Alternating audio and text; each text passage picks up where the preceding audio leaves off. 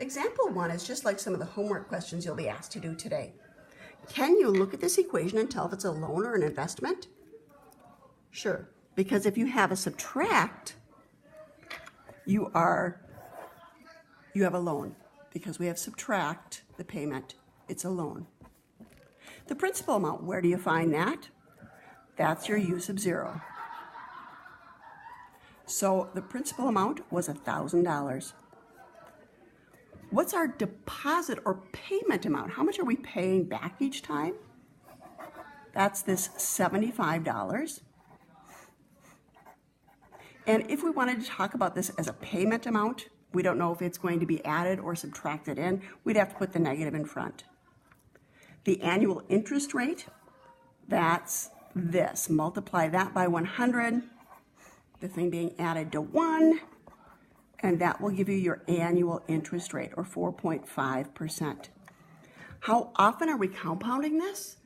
Well, because we're not dividing this by anything, we're only going to compound the interest once per year at the very end. Let's look at another example. This time, we're adding an amount. So this is an investment. We are putting more money into the bank account each month. The principal amount, find your u sub 0. That's your $150. That's what we started with. The deposit or payment amount, you're depositing another $25 every month, and that will be positive. Annual interest rate, that's this part of what's being added to the 1. In other words, take your 0.02, multiply it by 100, and your answer is 2%. Frequency is what we divide by. So we know that this is happening 4 times a year.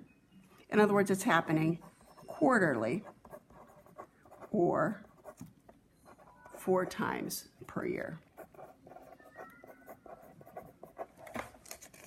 In example number 3, we're asked to write a recursive formula for this situation. So we know that it's going to be, it says you invest this $3,500, so we know u sub 0 will be this $3,500. If we're writing a recursive formula, we know that u sub n will equal u sub n minus 1, and then we'll have something else happening back here. It looks like we have this 4.5% annual interest, and it's compounded weekly. So we're going to multiply u sub n minus 1 by 1 plus, we're going to turn this into a decimal, 0.045, and because it's compounded weekly, we're going to divide by 52. Then we're going to add an additional 200 each week, so just add the 200. Let's look at example 4. Example 4 says we're going to take out a loan, and it says that we are going to take out a loan for $17,000. So if we're going to write a recursive formula, we know that this is going to be u sub 0 equals 17,000. We know u sub n will equal, and it says the annual interest rate is 7.9%. So I know that I'm going to take, u sub n minus 1.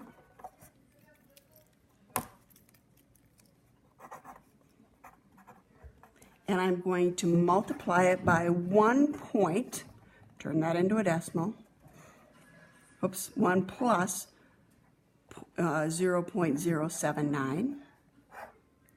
It says it's compounded monthly, which is 12 times per year, so divide by 12. And then I'm making $330 payments each month, so I'm going to subtract 330. Letter A says, what is the interest for the first month? Well, in the first month, I have this $17,000. I haven't subtracted anything out of there. There hasn't been any interest compounded. So if I take this $17,000 and I multiply it by 1 and 0.079 divided by 12, that's going to give me the value of the interest for the first month. After 3 years,